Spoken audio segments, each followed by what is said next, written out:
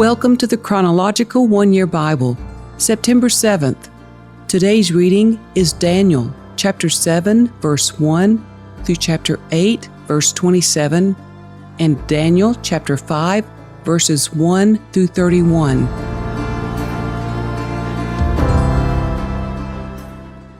Earlier, during the first year of King Belshazzar's reign in Babylon, Daniel had a dream and saw visions as he lay in his bed.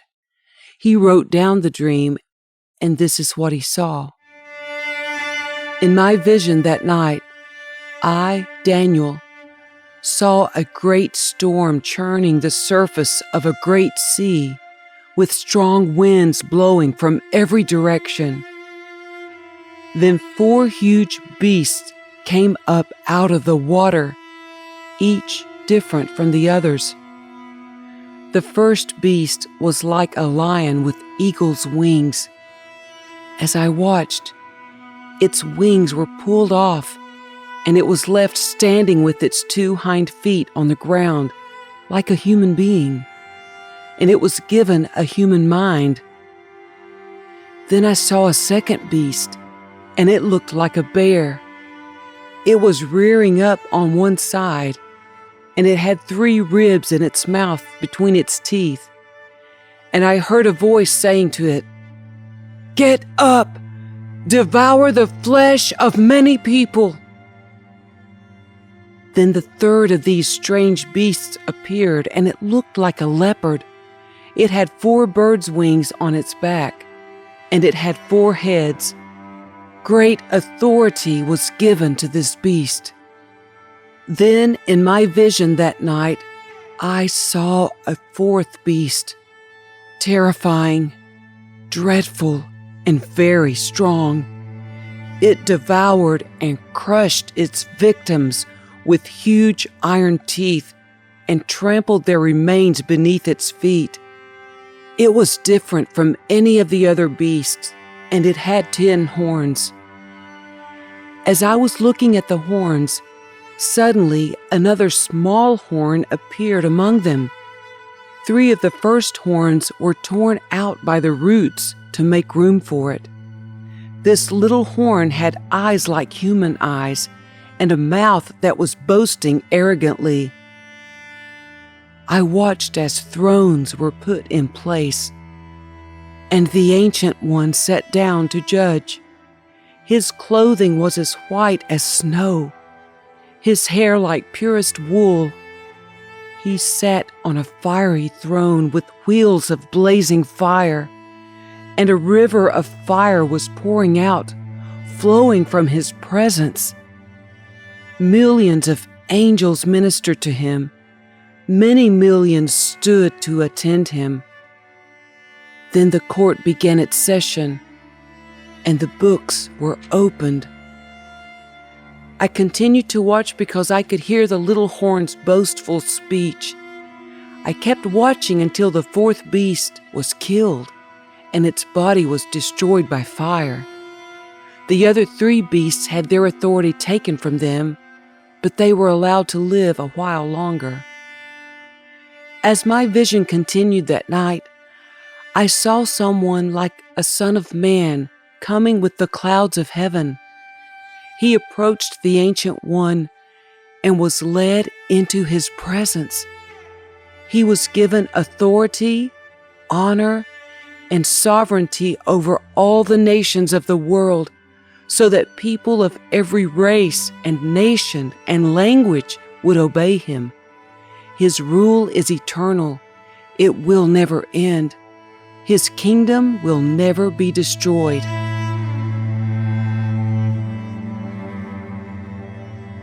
I, Daniel, was troubled by all I had seen, and my visions terrified me. So I approached one of those standing beside the throne and asked him what it all meant. He explained it to me like this: these 4 huge beasts represent 4 kingdoms that will arise from the earth. But in the end, the holy people of the Most High will be given the kingdom, and they will rule forever and ever. Then I wanted to know the true meaning of the 4th beast, the one so different from the others and so terrifying. It had devoured and crushed its victims with iron teeth and bronze claws, trampling their remains beneath its feet. I also asked about the 10 horns on the fourth beast's head and the little horn that came up afterward and destroyed 3 of the other horns. This horn had seemed greater than the others, and it had human eyes and a mouth that was boasting arrogantly. As I watched, this horn was waging war against God's holy people and was defeating them until the Ancient One, the Most High, came and judged in favor of his holy people. Then the time arrived for the holy people to take over the kingdom. Then he said to me, "This fourth beast is the fourth world power that will rule the earth. It will be different from all the others. It will devour the whole world, trampling and crushing everything in its path. Its 10 horns are 10 kings who will rule that empire.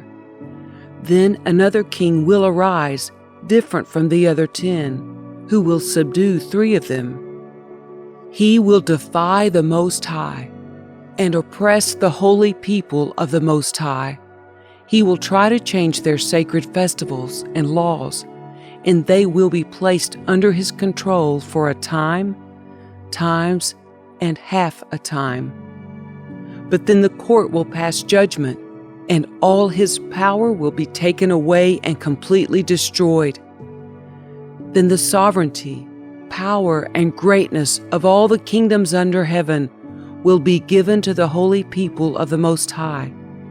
His kingdom will last forever, and all rulers will serve and obey him." That was the end of the vision.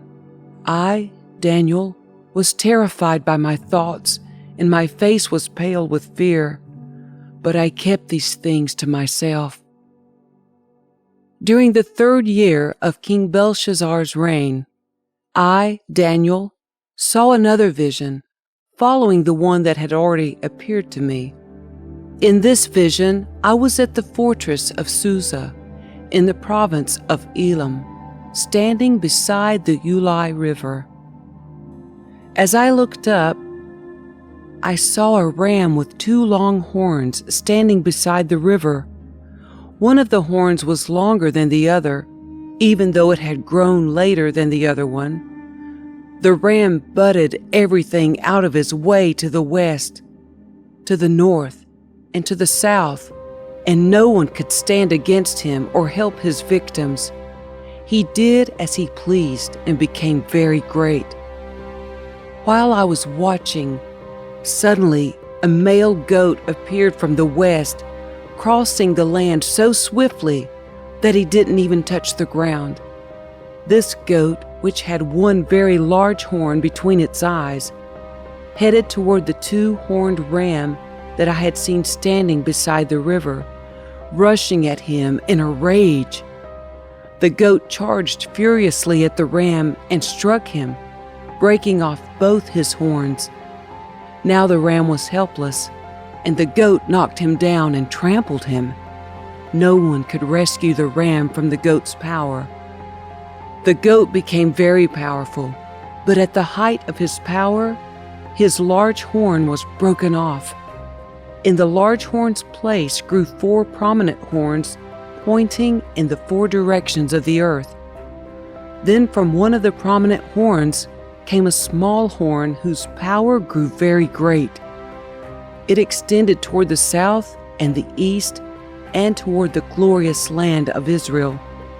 Its power reached to the heavens, where it attacked the heavenly army, throwing some of the heavenly beings and some of the stars to the ground and trampling them. It even challenged the commander of heaven's army by canceling the daily sacrifices offered to him and by destroying his temple. The army of heaven was restrained from responding to this rebellion, so the daily sacrifice was halted and truth was overthrown. The horn succeeded in everything it did. Then I heard 2 holy ones talking to each other. One of them asked, "How long will the events of this vision last? How long will the rebellion that causes desecration stop the daily sacrifices? How long will the temple and heaven's army be trampled on?" The other replied, "It will take 2,300 evenings and mornings, then the temple will be made right again." As I, Daniel, was trying to understand the meaning of this vision, someone who looked like a man stood in front of me, and I heard a human voice calling out from the Ulai River, "Gabriel, tell this man the meaning of his vision." As Gabriel approached the place where I was standing, I became so terrified that I fell with my face to the ground. "Son of man," he said, "you must understand that the events you have seen in your vision relate to the time of the end." While he was speaking, I fainted and lay there with my face to the ground. But Gabriel roused me with a touch and helped me to my feet. Then he said, "I am here to tell you what will happen later in the time of wrath. What you have seen pertains to the very end of time.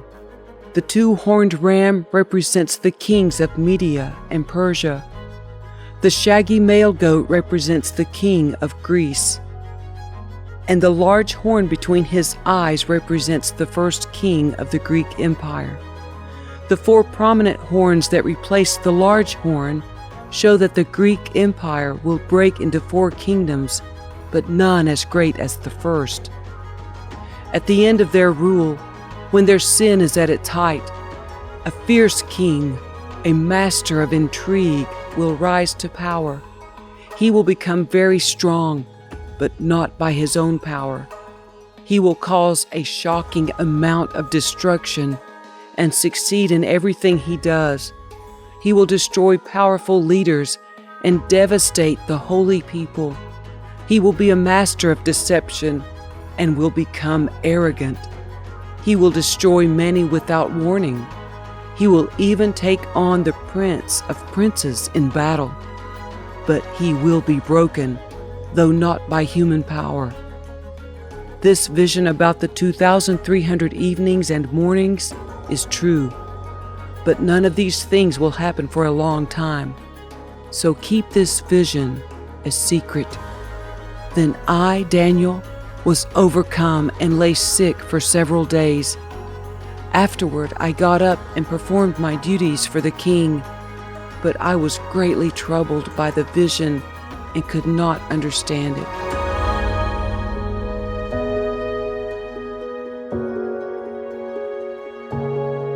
Many years later, King Belshazzar gave a great feast for 1,000 of his nobles, and he drank wine with them.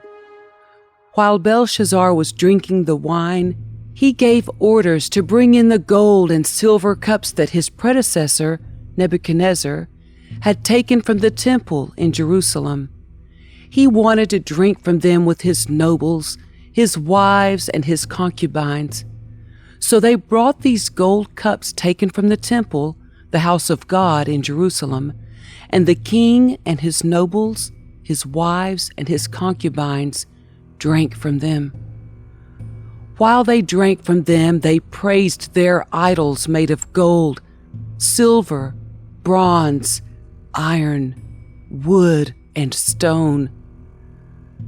Suddenly, they saw the fingers of a human hand writing on the plaster wall of the king's palace near the lampstand. The king himself saw the hand as it wrote, and his face turned pale with fright. His knees knocked together in fear, and his legs gave way beneath him. The king shouted for the enchanters, astrologers, and fortune-tellers to be brought before him. He said to these wise men of Babylon, "Whoever can read this writing and tell me what it means will be dressed in purple robes of royal honor, and will have a gold chain placed around his neck. He will become the third highest ruler in the kingdom." But when all the king's wise men had come in, none of them could read the writing or tell him what it meant. So the king grew even more alarmed, and his face turned pale. His nobles, too, were shaken. But when the queen mother heard what was happening, she hurried to the banquet hall. She said to Belshazzar, "Long live the king! Don't be so pale and frightened. There is a man in your kingdom who has within him the spirit of the holy gods. During Nebuchadnezzar's reign, this man was found to have insight, understanding, and wisdom like that of the gods. Your predecessor, King Nebuchadnezzar, made him chief over all the magicians, enchanters, astrologers, and fortune-tellers of Babylon. This man Daniel, whom the king named Belteshazzar, has exceptional ability and is filled with divine knowledge and understanding. He can interpret dreams, explain riddles, and solve difficult problems. Call for Daniel, and he will tell you what the writing means." So Daniel was brought in before the king. The king asked him, "Are you Daniel, one of the exiles brought from Judah by my predecessor King Nebuchadnezzar? I have heard that you have the spirit of the gods within you, and that you are filled with insight, understanding, and wisdom. My wise men and enchanters have tried to read the words on the wall and tell me their meaning, but they cannot do it. I am told that you can give interpretations and solve difficult problems. If you can read these words and tell me their meaning, you will be clothed in purple robes of royal honor, and you will have a gold chain placed around your neck. You will become the third highest ruler in the kingdom." Daniel answered the king, "Keep your gifts, or give them to someone else. But I will tell you what the writing means. Your Majesty, the Most High God gave sovereignty, majesty, glory, and honor to your predecessor, Nebuchadnezzar. He made him so great that people of all races and nations and languages trembled before him in fear. He killed those he wanted to kill, and spared those he wanted to spare. He honored those he wanted to honor, and disgraced those he wanted to disgrace. But when his heart and mind were puffed up with arrogance, he was brought down from his royal throne and stripped of his glory. He was driven from human society. He was given the mind of a wild animal, and he lived among the wild donkeys. He ate grass like a cow, and he was drenched with the dew of heaven, until he learned that the Most High God rules over the kingdoms of the world and appoints anyone he desires to rule over them. You are his successor, O Belshazzar, and you knew all this, yet you have not humbled yourself, for you have proudly defied the Lord of heaven and have had these cups from his temple brought before you. You and your nobles and your wives and concubines have been drinking wine from them while praising gods of silver, gold, bronze, iron, wood, and stone, gods that neither see nor hear nor know anything at all. But you have not honored the God who gives you the breath of life and controls your destiny. So God has sent this hand to write this message. This is the message that was written.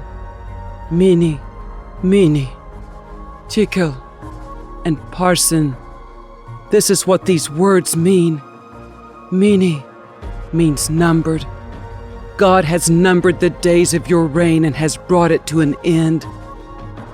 Tekel means weighed. You have been weighed on the balances and have not measured up. Parsin means divided.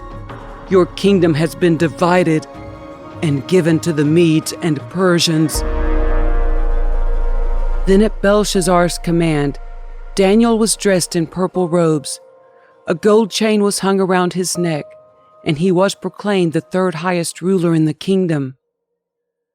That very night, Belshazzar, the Babylonian king, was killed, and Darius the Mede took over the kingdom at the age of 62.